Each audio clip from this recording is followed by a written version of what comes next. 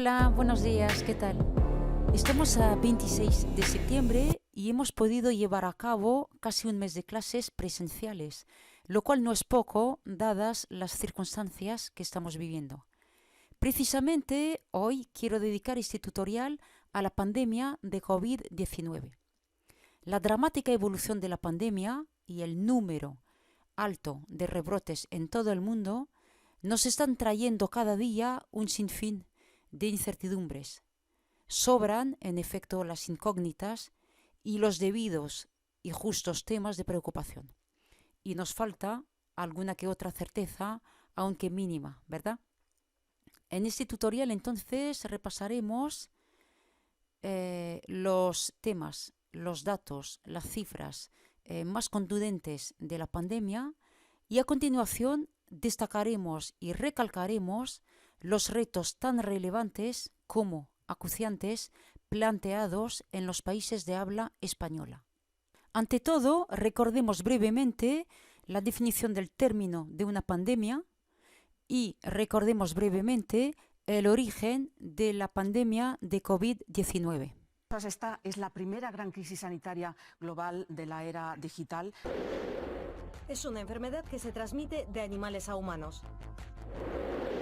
Se inició en el mercado de mariscos de Wuhan, pero se desconoce qué animal lo transmitió y si mutó antes de pasar al humano.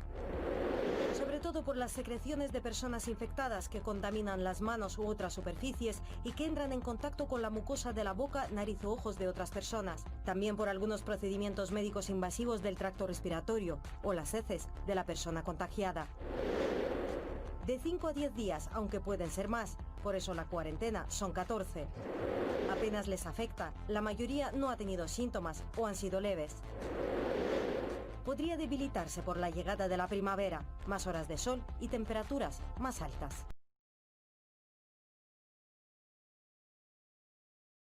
Como te lo venía comentando al iniciar este tutorial, las cifras de las cuales disponemos son escalofriantes, hay que reconocerlo, y la progresión del virus a escala mundial es rapidísima desde su inicio en enero en China. Al principio de la pandemia nos llamó la atención el protagonismo de la OMS, la Organización Mundial de la Salud, y la OMS encabezó la comunicación acerca de la propagación de la enfermedad. La OMS, creada en 1948, es uno de los organismos de la ONU y en su página web la OMS se presenta como una autoridad directiva que define normas y modelos sanitarios, con lo cual su liderazgo en materia de salud sí que apareció absolutamente legítimo a ojos de sus 194 Estados miembros. En cuanto a la financiación de la OMS, estos son los mayores contribuyentes.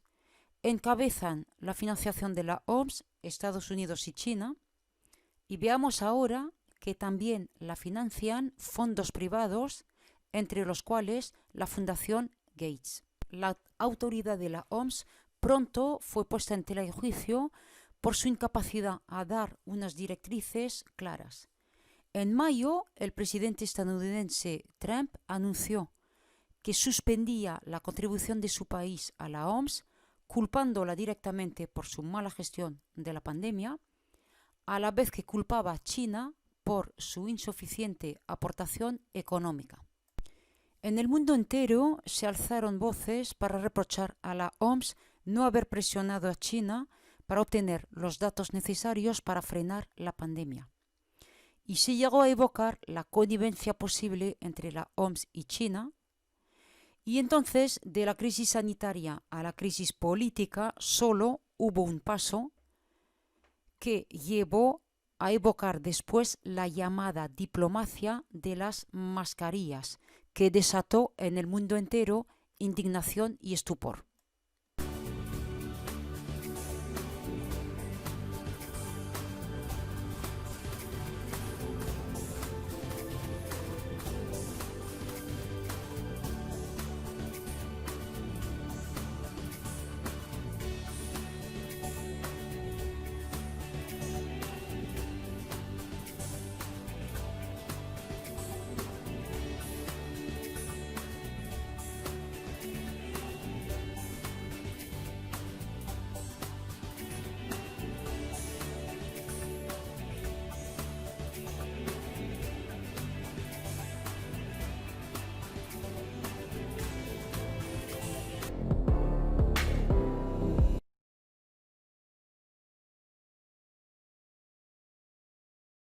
Para enfrentar la pandemia en el terreno político fueron principalmente dos estrategias las que decidieron implementar los mandatarios y las mandatarias de muchos estados.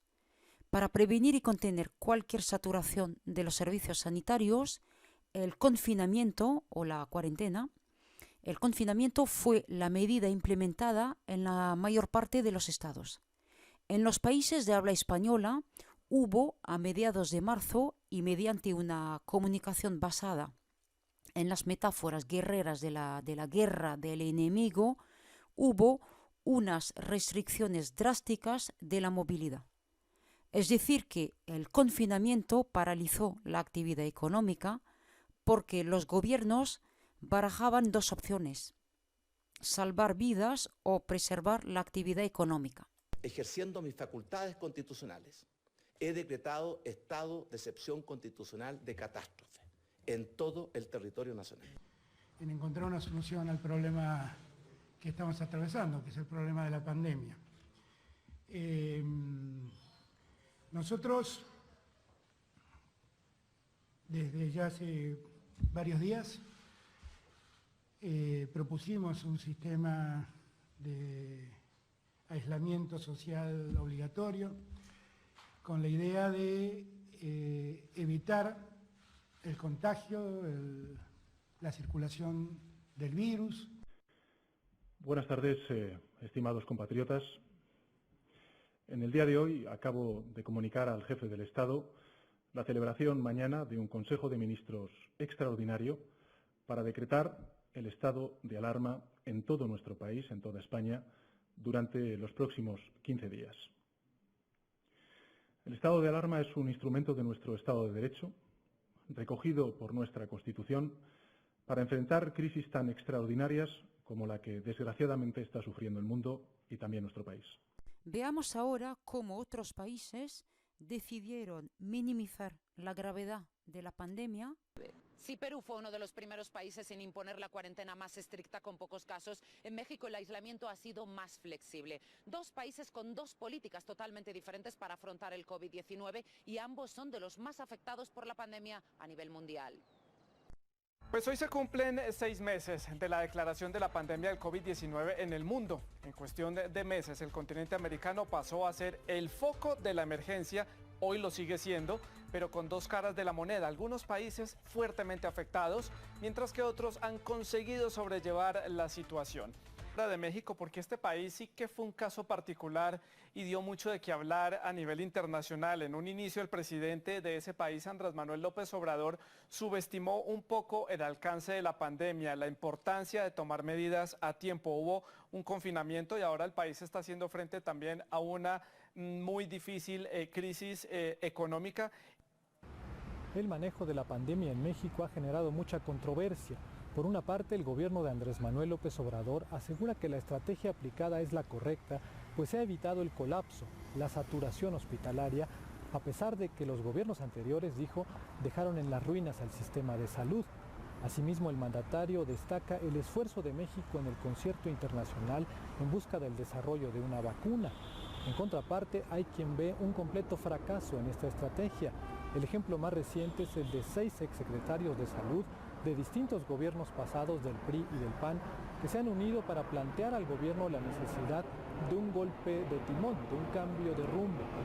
Aseguran que se debe aplicar de manera masiva pruebas de detección de COVID-19 para mapear mejor a la población infectada y lograr contener el virus en un plazo de 8 semanas.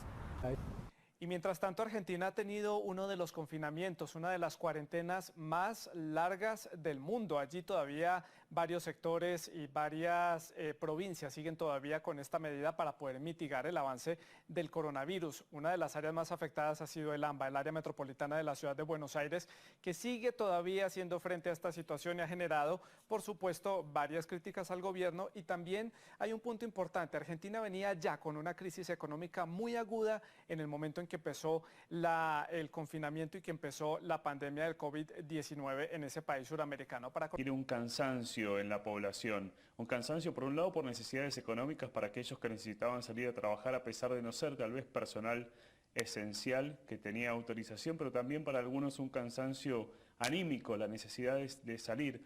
Eso implicó que no oficialmente muchas personas decidieran salir más allá del... También al mismo tiempo lo que estamos viendo es que si en los primeros meses los contagios y los fallecimientos estaban más contenidos, Argentina hoy tiene más de 500.000 de casos. Hay que decir que había mucha expectativa en cuanto a los países del hemisferio sur, en Chile, Argentina, Uruguay, Paraguay, porque son países que han tenido que llevar esta situación en medio del invierno austral y no se conocía cómo era el comportamiento de este virus en unas zonas particulares, como por ejemplo el invierno, en zonas que están en territorios subtropicales como el norte de Argentina y en zonas mucho más frías como el sur, en Tierra del Fuego. Una cuarentena bastante larga, pero que ya va por su segunda semana de apertura económica y sigue registrando una alta tasa de casos de contagio y tuvo particularidades medidas el gobierno allí en este país.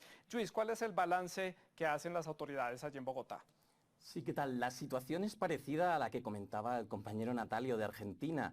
Existe una cierta sensación de respiro, pero también de hartazgo. Respiro porque las medidas, esta cuarentena tan dura, tan larga, hicieron que las unidades de cuidados intensivos se pudieran reforzar, también que se pudieran traer respiradores, que se pudiera educar brevemente a la población, también en medidas de autocuidado, ¿no?, de distanciamiento social, pero también de hartazgo porque estuvo la actividad económica parada durante muchos meses. Se habla mucho también de las tensiones que ha habido entre el gobierno nacional de Iván Duque y la alcaldesa de Bogotá, Claudia López. Esta última ha sido siempre muy insistente en que lo primero son las vidas de las personas y existe una sensación de que ha empujado mucho al gobierno a tener esa cuarentena estricta. Sin embargo, también cabe destacar que, aunque ahora actualmente Colombia es el tercer país de América Latina con más casos, el primer mes prácticamente en una ciudad de 8 millones como Bogotá prácticamente no se veía a nadie por las calles. Una cosa que cambió a partir de abril, cuando se abrieron más de 40 actividades para que pudieran trabajar. Es que, Luis, uno de los puntos importantes de la economía colombiana es el turismo. Es un país que estaba recibiendo a muchos turistas extranjeros y esto frenó contundentemente ese crecimiento y esa proyección a nivel internacional en materia turística. También en los primeros meses de esta pandemia, cuando fueron adoptadas las medidas en la mayoría de los países latinoamericanos, las miradas de los medios de comunicación y también de la comunidad internacional estaban concentrados en una ciudad latinoamericana en particular, en Guayaquil, el puerto ecuatoriano en el Pacífico, donde no hubo una buena articulación entre el gobierno nacional y el gobierno local para el manejo de la crisis. Vimos escenas muy difíciles, muy dolorosas de personas fallecidas que estaban en las calles de este puerto ecuatoriano y el desespero de los ciudadanos y el constante pedido de ayuda a la comunidad internacional mientras el número de fallecidos aumentaba sin control. Sí que aunque el sistema de salud logró aumentar la capacidad en camas de cuidados intensivos en casi 15 veces, entre finales de este mes y principios del próximo se alcanzaría la capacidad máxima de ocupación de camas UCI para COVID-19 de continuar esta tendencia. La mitad de las personas con nexo identificado se contagian en actividades familiares y sociales, dijo el Ministerio de Salud. El presidente Carlos Alvarado hizo un llamado a la población para revertir esta tendencia de contagio. A pesar de que los servicios hospitalarios empiezan a dar síntomas de saturación, el país continuará este mes en modalidad de reapertura controlada. Pero el presidente advirtió que si la tendencia de la pandemia no cambia, entonces se retomarán los cierres.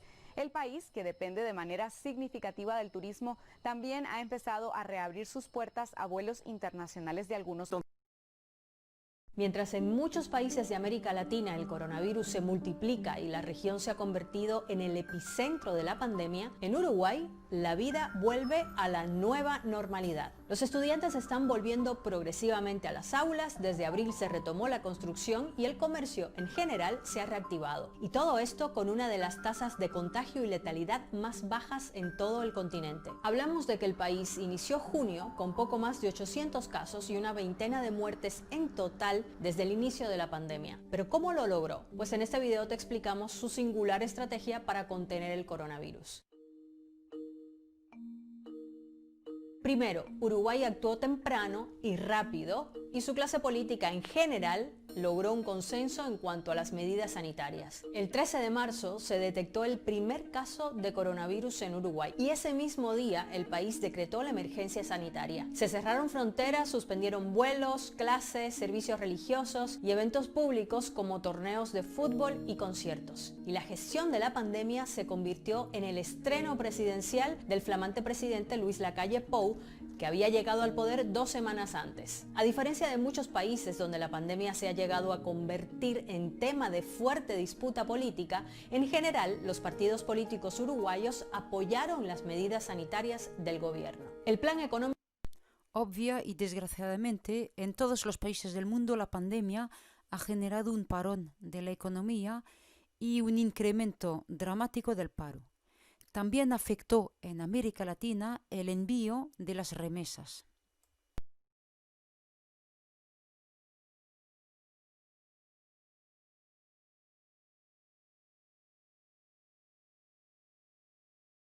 Estamos leyendo en este artículo de la jornada que las remesas son una fuente de ingresos vital para los países en desarrollo.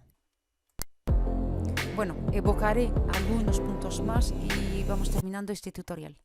Hemos visto que los ejemplos de Perú y México ilustran dos estrategias distintas ante la pandemia. Sin embargo, ambos países están en la lista de los países más afectados. ¿Por qué?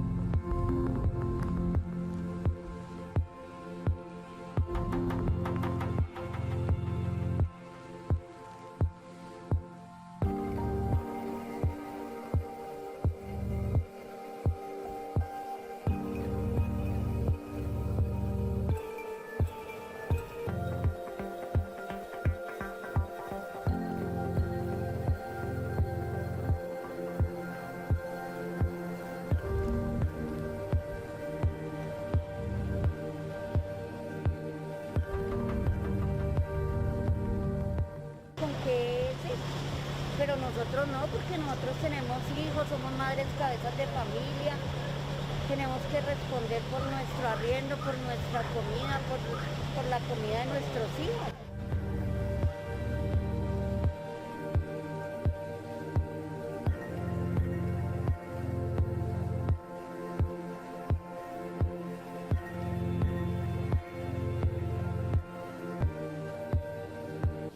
Más bien me da miedo la economía que la enfermedad.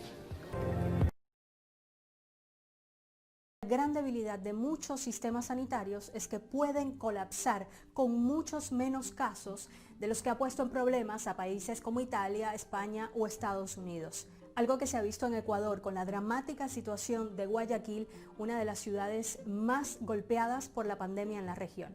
En general, América Latina dedica menos dinero a la salud que muchos países europeos. Para que se hagan una idea, Alemania, la primera economía de Europa, gasta $5.986 per cápita en salud al año. Y Brasil, la economía más grande de América Latina, $1.282. Según la Organización Panamericana de la Salud, el 30% de los latinoamericanos no tiene acceso a la salud simplemente porque no tiene dinero para ir a un hospital. Y el 21% de la población no tiene un hospital o un centro de salud cercano. Numerosísimos son los retos planteados por la pandemia y las lacras sociales se agravaron, como el aumento de la violencia de género, el aislamiento, la soledad de muchísimas personas y en particular de los mayores en las residencias. Para muchos alumnos, y muchos me lo comentaban, la imposibilidad de tener acceso a Internet. Es decir que efectivamente, fue una experiencia inédita, pero en muchos casos muy difícil. Desde el punto de vista político, hemos observado que cada país decidió qué medidas implementar. Hubo poco consenso y en España, por ejemplo, excepto el Día del Homenaje a los fallecidos por coronavirus celebrado en julio y al que acudió, por ejemplo, el presidente de la Generalitat catalana en un ejemplo de concordia, hoy sigue más que nunca la pugna entre los partidos políticos por una parte y el pulso entre el gobierno central y las comunidades autónomas. Los protagonistas fueron los homenajeados y el Estado que los homenajeaba, ¿no? Estoy de acuerdo con Estefanía en que era pues casi una tregua en medio de tantísimas hostilidades durante tanto tiempo, con todos los poderes del Estado representados, con pues un acto moderno a la altura de un país como España.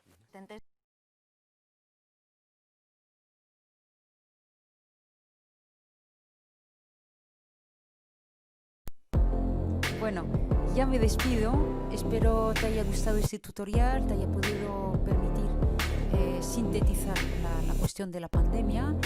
Hasta otro tutorial. Muchísimas gracias por tu atención. Adiós.